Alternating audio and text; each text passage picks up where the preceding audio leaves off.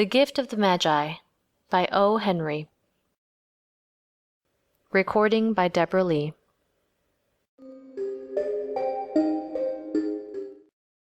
$1.87.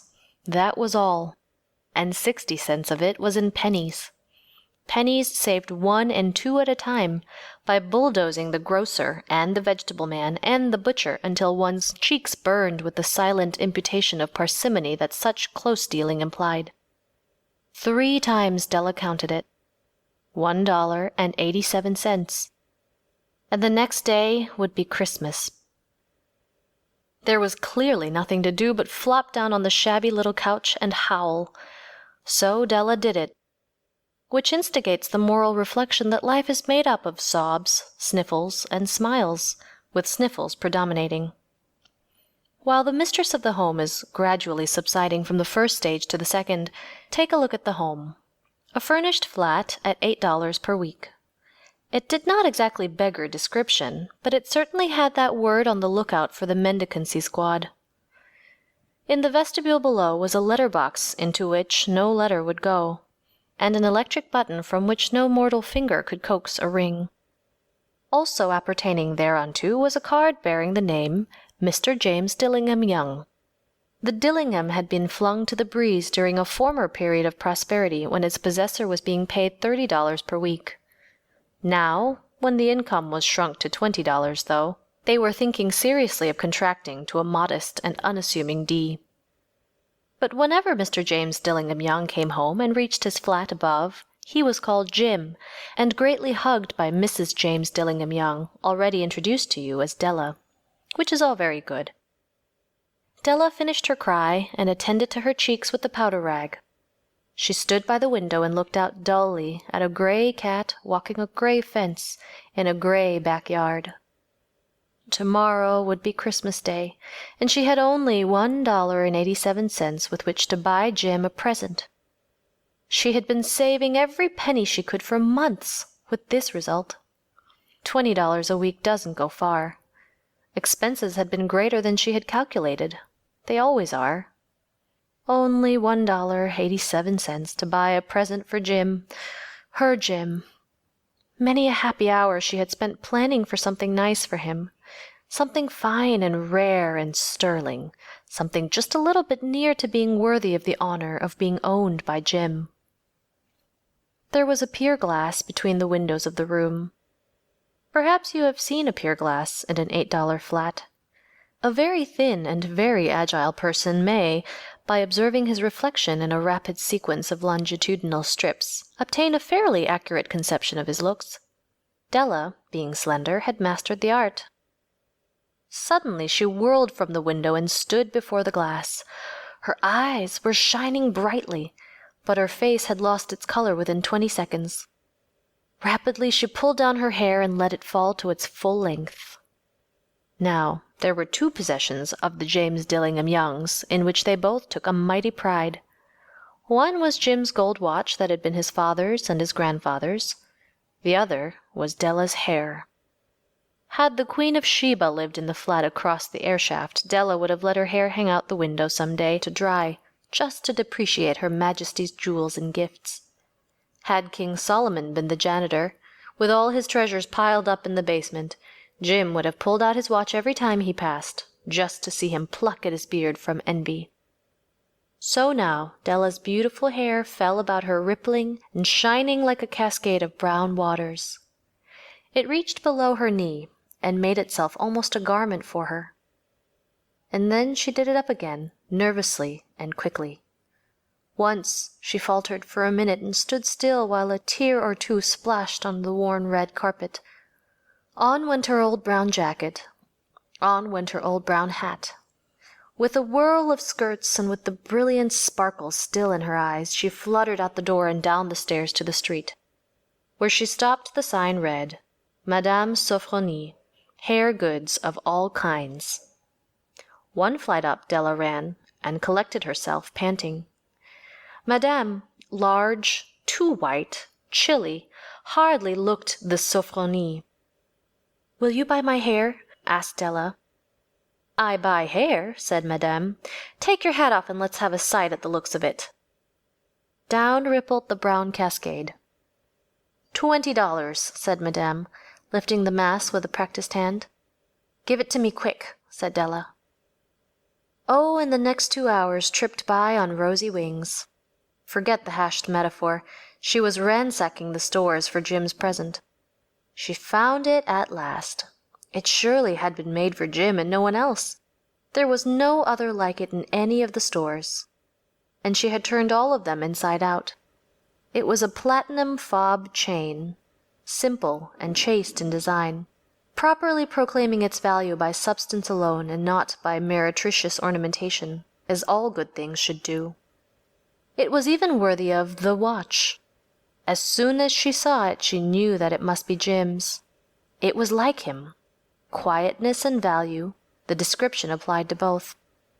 $21 they took from her for it, and she hurried home with the 87 cents. With that chain on his watch, Jim might be properly anxious about the time in any company. Grand as the watch was, he sometimes looked at it on the sly on account of the old leather strap that he used in place of a chain. When Della reached home, her intoxication gave way a little to prudence and reason.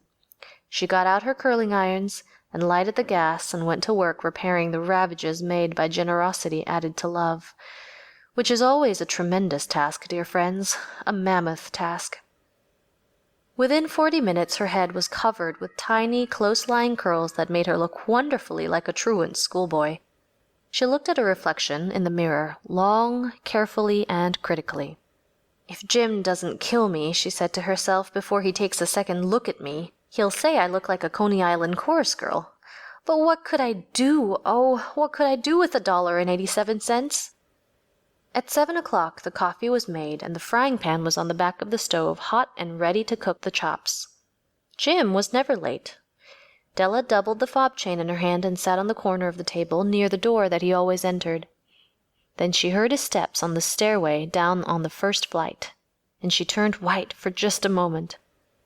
She had a habit of saying a little silent prayer about the simplest everyday things, and now she whispered, "Please, God, make him think I'm still pretty."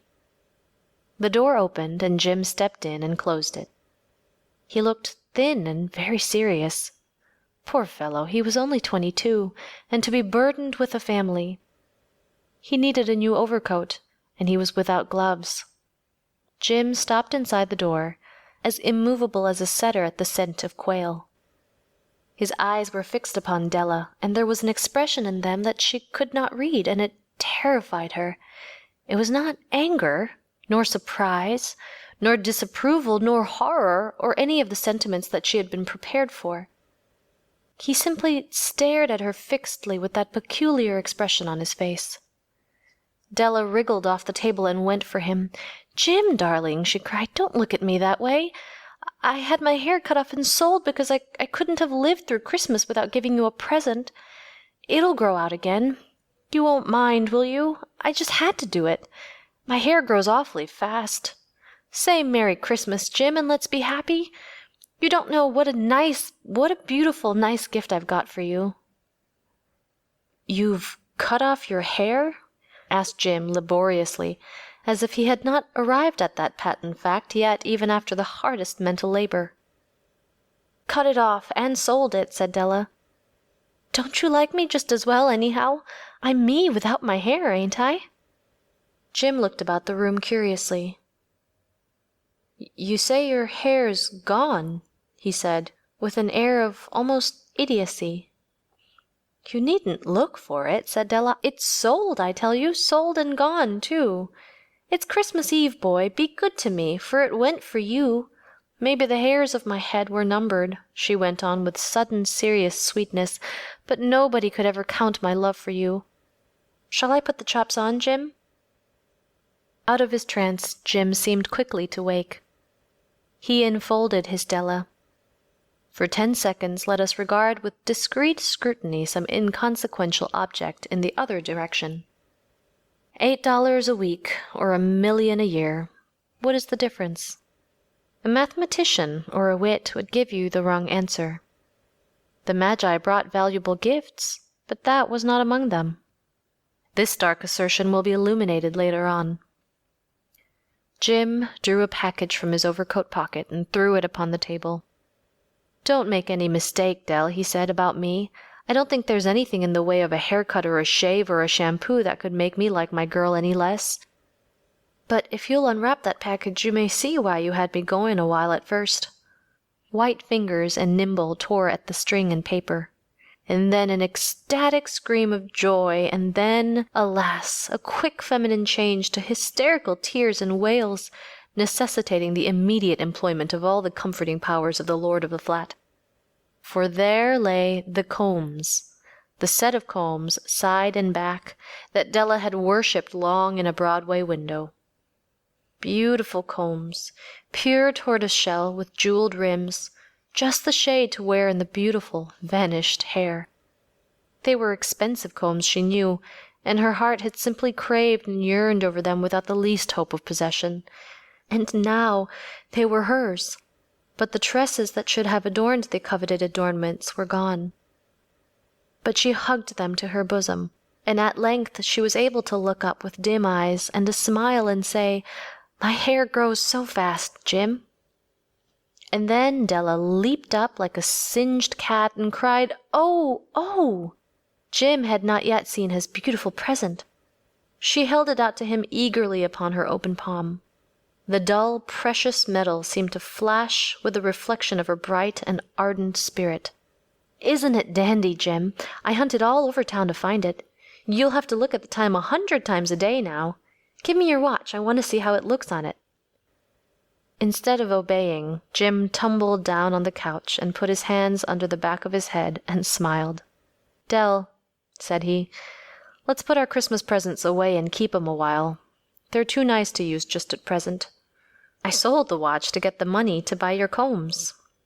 And now suppose you put the chops on." The Magi, as you know, were wise men, wonderfully wise men, who brought gifts to the babe in the manger. They invented the art of giving Christmas presents. Being wise, their gifts were no doubt wise ones, possibly bearing the privilege of exchange in case of duplication. And here I have lamely related to you the uneventful chronicle of two foolish children in a flat who most unwisely sacrificed for each other the greatest treasures of their house. But in a last word to the wise of these days, let it be said that of all who give gifts, these two were the wisest.